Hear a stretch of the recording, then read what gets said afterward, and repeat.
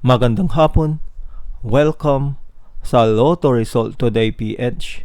Narito ang mga resulta para sa 2 p.m. draw, January 30, 2026.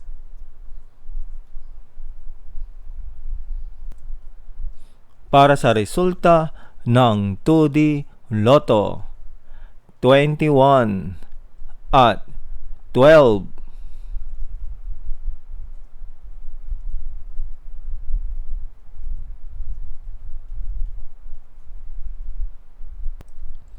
Para sa resulta ng 3D Lotto, 2, 0 at 9.